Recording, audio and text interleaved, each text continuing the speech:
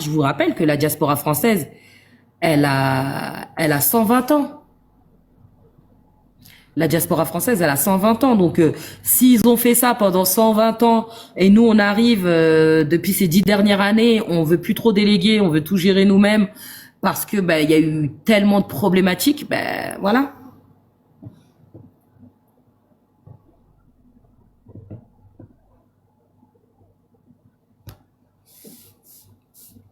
Donc, je sais pas. Peut-être que qu'est-ce que vous en pensez vous de ça? Qu'est-ce que vous pensez du fait de d'avoir autant délégué ces entreprises et ces business et d'avoir été autant distant de ces investissements et derrière d'accuser les gens du pays de manque de compétences et de manque de franchise, de manque de transparence. Vous, qu'est-ce que ça vous révèle? Est-ce que vous l'avez déjà fait? Est-ce que vous dans mon live aujourd'hui, tapotez le live les amis s'il vous plaît. Vous dans mon live aujourd'hui, est-ce que vous avez déjà délégué des investissements? Ou même de la construction? Parce que des fois on parle d'investissement, mais des fois c'est juste construire votre maison que vous avez délégué. Des fois vous déléguez, vous allez chercher votre frère du village. La dernière fois ils ont pas expliqué ici qu'ils vont chercher leur frère du village ou leur truc a jamais piloté une construction, qui n'a aucune connaissance en construction, zéro, et c'est à lui qu'on va confier la surveillance du chantier. Voilà, par exemple. Oui, j'ai déjà délégué. Des fois, on délègue même juste aller faire son passeport au Sénégal, aller faire ses papiers. T'es là, hein. Le gars, il est là, hein. Mais il est là dans le pays. Hein. Il est dans le pays chez lui, mais il va envoyer son petit frère. Il va envoyer sa sœur. Je dis pas déléguer des fois à distance. Des fois, vous êtes dans le pays, vous déléguez. Salut Sando, comment vas-tu?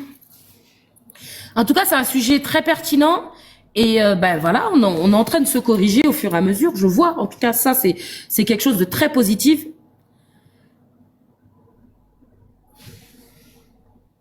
C'est quelque chose de très positif. On voit quand même que la diaspora aujourd'hui, elle est consciente que si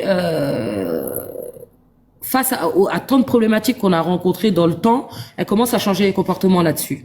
Ça veut dire qu'ils commencent à moins déléguer et à plus s'occuper eux-mêmes de leur... Et si je délègue un professionnel. Voilà, c'est ça aussi. Déléguer, quitte à déléguer, je vais prendre un professionnel. Et je vous parlais la dernière fois des villas et de la location de vacances où bah, certains dans mon live me disaient que ouais, moi j'ai une villa, mais et ils avaient confié ça à un taximan, mais délégué complètement le pilotage de cette villa-là. Confier les clés à un taximan, c'est pas le problème. Hein. Au Sénégal, bon, ils vont confier aux gardiens, ils vont confier à tout le monde. La diaspora, des fois, ils dorment debout, quoi. Mais ils confient aussi, ils délèguent le pilotage de leur investissement. Et des fois, ça parle de centaines de millions.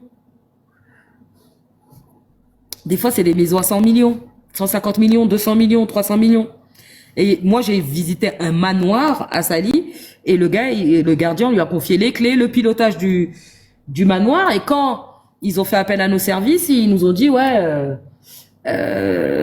non, nous, on gère pas, c'est le gardien qui gère tout. Je dis, le propriétaire est complètement fou, en fait. Je dis, nous, on travaille pas avec vous, en fait. On travaille pas comme ça.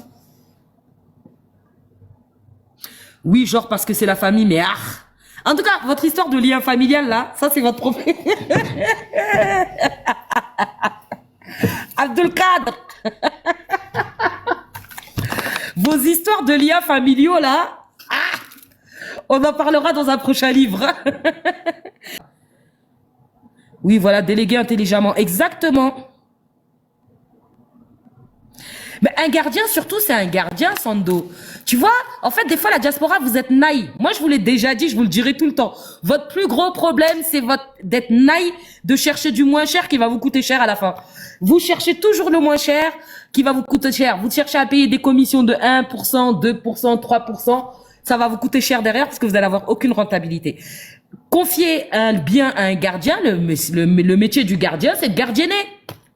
Le métier du gardien, c'est de surveiller.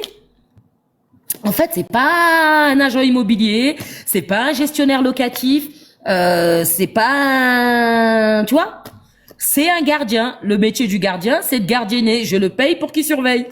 Mais depuis quand le métier de gardien, c'est devenu un loueur, c'est devenu un homme d'entretien, c'est devenu une femme de ménage? En fait, vous voulez trop gratter. Payez les gens, vous allez voir, c'est rentable. Payez les gens, c'est rentable. Non, mais moi, je sais ce que j'ai dit, c'est NVTC. Hein. La diaspora, ils sont naïs. C'est des faux mours. Voilà, ils veulent pas payer les gens et après ils s'étonnent d'avoir de la rentabilité, de pas avoir de rentabilité. Ils s'étonnent que ça marche pas, mais t'as pas confié le bien à aux personnes qui vont te permettre de rendre ça rentable. Toi, t'es pas là. Faut confier ça à des professionnels. Et il faut faire un peu plus d'exclusivité.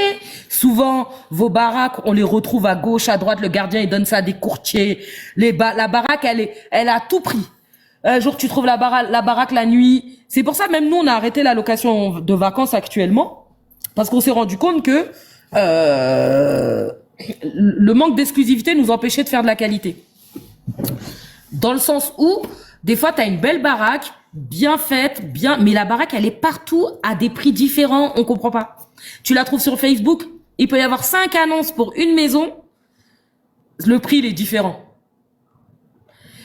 La baraque, elle est partout, tout le monde la met en location, mais du coup, elle est jamais louée. Elle est jamais louée, ou toi, tu vas venir en tant qu'agence immobilière, tu vas prendre cette maison en contrat, comme nous, on faisait, et ils vont te dire, et du coup, parce que tu es une agence immobilière, t'as du personnel, t'as tes frais, tu dois rentrer dans tes frais, tu vas proposer un prix un peu plus élevé, et les gens, ils vont aller chercher, ils vont trouver la même maison moins chère sur Facebook, donc ils vont pas travailler avec toi. Enfin, c'est un peu brouillon des fois et je trouve que voilà, moi la diaspora en tout cas, surtout ceux qui sont dans la location de vacances actuellement, commencez à vous maîtriser, à donner vos maisons à des professionnels au lieu de donner ça à des gardiens. La dernière fois, on avait Amissa qui nous parlait ici qu'elle a une maison à la Saumone, elle a confié ça à un taximan. Un taximan. Genre le taximan, c'est son métier. Et maintenant, elle se rend compte que ça marche pas, donc elle a fait appel à nos services. Mais voilà. Des fois, le moins cher coûte cher. Et tout le temps, je vous le dis au pays, tout le temps, vous essayez trop de tirer sur le moins cher. Payez les gens. Payez les gens. Il y a plein de professionnels dans le pays. Faut les payer. Faut les payer. Mais la diaspora française, ouh, des new tu te dis non, c'est pas possible. C'est incroyable. Même moi, j'ai un cabinet de conseil, je vous le dis tout le temps. Quand je travaille quasi pas beaucoup avec la diaspora française, ça va plutôt être la diaspora américaine et des locaux. Parce que dès que tu leur dis, ouais, le diagnostic, l'audit à 80 000, ils vont dire, ah, moi, je peux pas. Mais mon expertise, elle a un prix. Et c'est ça. Et mon prix, il est non négociable. Et après, ils reviennent avec toi, ils veulent t'expliquer tout l'historique au téléphone, tout l'historique de ce qu'ils vivent dans leur entrepreneuriat sénégalais et ils veulent que tu les écoutes. Bah non, mon frère, paye une formule, je t'écoute. Sinon, tu t'arrêtes ici sur TikTok, t'écoutes les conseils que je donne et basta. Mais tu peux pas venir en DM, je te donne mon numéro, je te dis que si tu veux, je peux faire un diagnostic, c'est 80 000 et tu me dis, c'est pas cher, ma sœur. Et tu me dis, ouais, non, c'est trop cher. Mais mon frère, si c'est trop cher, il faut aller là-bas, il faut continuer. Comme moi, mes allers-retours, non, vraiment. Donc, je dis souvent, hein, la diaspora française, elle est très naïve. Mon tarif est hyper correct pour un diagnostic. Mon tarif pour un cabinet de conseil, il est accessible parce que ma cible, c'est aussi d'aider les petits entrepreneurs. Ma cible, c'est pas les grosses boîtes. Il faut pas appel à mon genre de cabinet de toute façon. Mais ma cible, c'est les auto-entrepreneurs et les gens qui démarrent, voilà, la team Boudjouman, en fait. Mon tarif est hyper correct.